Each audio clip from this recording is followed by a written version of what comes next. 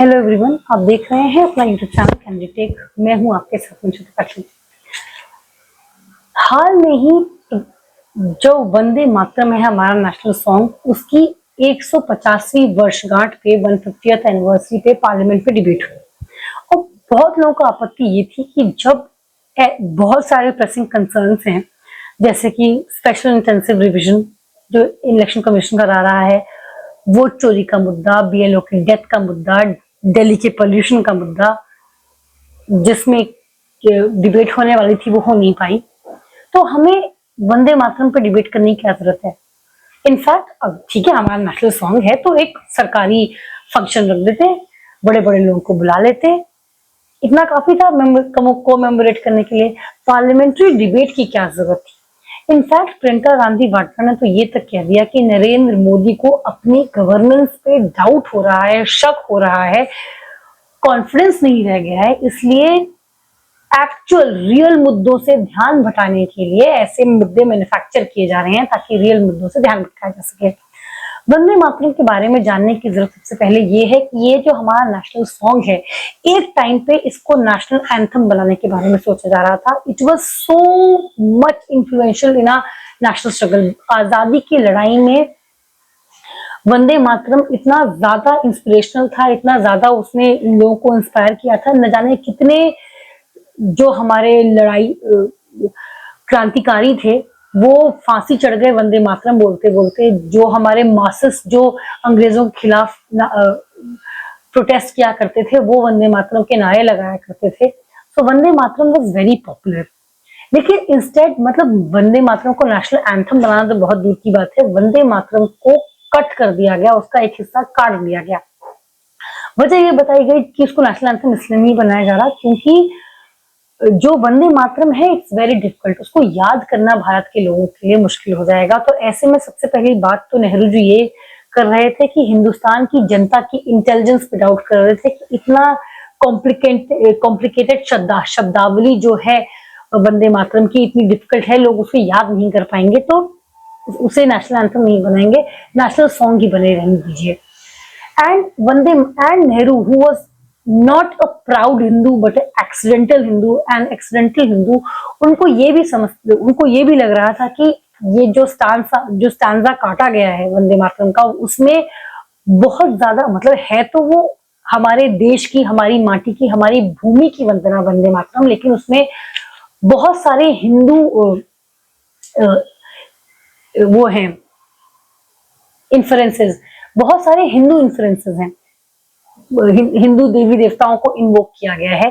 तो जो जिनाह है मुस्लिम लीग के, उनको ये जो बार बार आइडोलेट्री थी वंदे मातरम में, वो उसमें समस्या हो रही थी। तो 1939 में कांग्रेस की वर्किंग कमेटी ने उस एक स्टांजा को हटा दिया जिन्नाह और मुस्लिम लीग को अपीज करने के लिए। दरअसल उस समय पाकिस्तान की या एक सेपरेट देश की धर्म के आधार पे एक अलग देश की मांग उठने लग गई थी। तो to stem the tide of separatism, Jinnah को खुश करने के लिए हमारे वंदे मातरम को काट दिया गया। लेकिन नतीजा क्या हुआ? वंदे मातरम के काट देने के बावजूद, मुस्लिम लीग को अपीज करने के बावजूद पाकिस्तान तो बना, जिन्नाह फिर भी पाकिस्तान की जिद में अड़े रहे। एंड आज की 1947 में भारत आजाद हुआ और पाकिस्तान पैदा हुआ।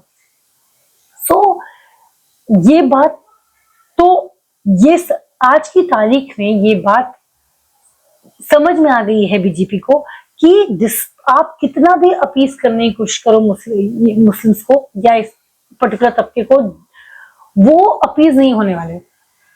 वो अब एक करेंगे वो कुछ और मांगने लग जाएंगे, अब फिर ये कुछ करेंगे फिर वो कुछ और मांगने लग जाएंगे, but they will never be happy. So and plus Vande Mataram हमारी एक किसी रिलीजन का नहीं है, हिंदू का नहीं है।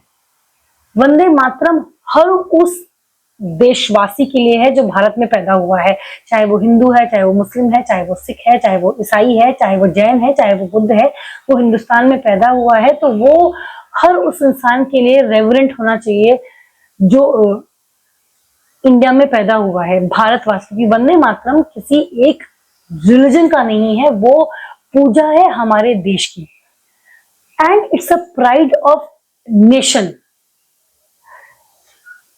ये बात तो साबित हो चुकी है कि कांग्रेस आज से नहीं, अपीजमेंट बहुत पहले से करता आ रहा है। राहुल गांधी अपीजमेंट पॉलिटिक्स आज लेके नहीं आए हैं, ये उनके नाना के समय से, नेहरू जी के समय से चले आ रहा है। तो एंड ये भी साबित हो गया है कि वो अपीजमेंट सक्सेसफुल नहीं रहा है, despite Nehru ji doing everything to appease Muslim League. Pakistan फिर भी बन गया and BJP has taken its lesson. तो ये जो वंदे मातरम का डिबेट था वो एक्चुअली एक सिग्नल था टू द लार्जर पिक्चर कि वो जो बीजेपी है वो किसी भी एक तबके को खुश करने के लिए अपने देश को पीछे नहीं रखेगी। देश सर्वोपरि था, सर्वोपरि है, सर्वोपरि रहेगा। The nation will always be first and किसी को अपीज करने के लिए बीजेपी नहीं काम करेगी। जो देश के लिए भला है वो देश के लिए करेगी। कोई एक सेगमेंट नाराज होता है तो वो उस सेगमेंट का प्रॉब्लम है।